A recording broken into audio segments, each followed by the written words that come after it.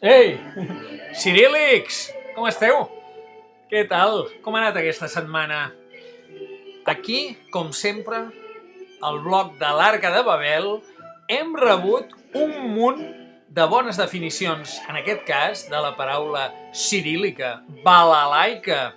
130 definicions diferents, de les quals aquestes són les destacades. En sisena posició, el grup ADE Tax.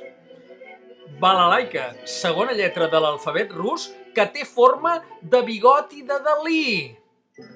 En cinquena posició, el grup Els Babels. Balalaica, persona que es pot transformar en paret. En quarta posició, el grup Piara Pata Blanca, que diuen això: balalaica, vaca que no creu en Déu. En tercera posició, els manyanatians i concretament el grup Dell, que diu així: balalaica, cant musulmà que en traduir-se va respectar l'ordre de les lletres. Balalaica asialalap. En segona posició, mini-diccionaris, que diuen, no diuen blisquiris, podrien dir-ho, però diuen balalaica, paraula que es diu per expressar una alegria. I en primera posició absoluta, com a paraula destacada d'aquesta setmana, entre blàscares i blisquiris, la paraula dels progravitants, home de Jamaica que corre molt ràpid i és intolerant a la lactosa. Ens en tornem a buscar la paraula d'aquesta setmana. Pitimini. Ei, ja me l'he rumiada, ja la sé, ja sé quina paraula haureu de definir aquesta setmana. Però no ha estat fàcil, perquè després de navegar per les aigües del Mar Negre, entre totes aquelles paraules d'origen rus, amb caràcters ciríl·lics, l'Alfred i l'Elisabet s'endinsen en les aigües del Mar de l'Índia. I esclar, aquí sí que ja és un festival, perquè l'Índia, que és tot un subcontinent, és el paradís dels herbívors.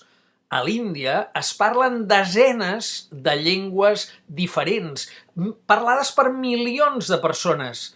Llengües com l'hindi, esclar, però també com el tàmil, com el panjabi, com el karnataka, com l'urdu, com l'anglès, com el bengalí, com el nepalès.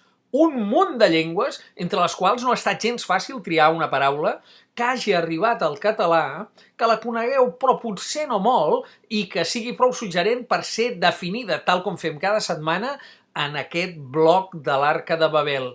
Finalment, n'he triat una que segurament associareu a les vacances. Bungalou. Coneixeu què és un bungalou? Si potser alguns de vosaltres hi haureu dormit i tot en un bungalou. Bungalou és una casa petita, gairebé una cabana, com les que hi ha en alguns complexos turístics on passem les vacances. Per exemple, algú pot associar els bungalous als càmpings. Però bungalou és una paraula d'origen indi, més aviat prové del bengalí passat per l'hindi i té una sonoritat molt suggerent que jo crec que us pot excitar la imaginació i aconseguir de fer definicions tan imaginatives com les que feu cada setmana.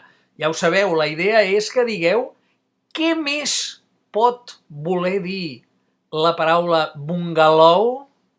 Au, va, esmoleu l'enginy, feu definicions imaginatives i la setmana que ve, aquí al blog de l'Arca de Babel, en farem destacat de les que trobem més sorprenents.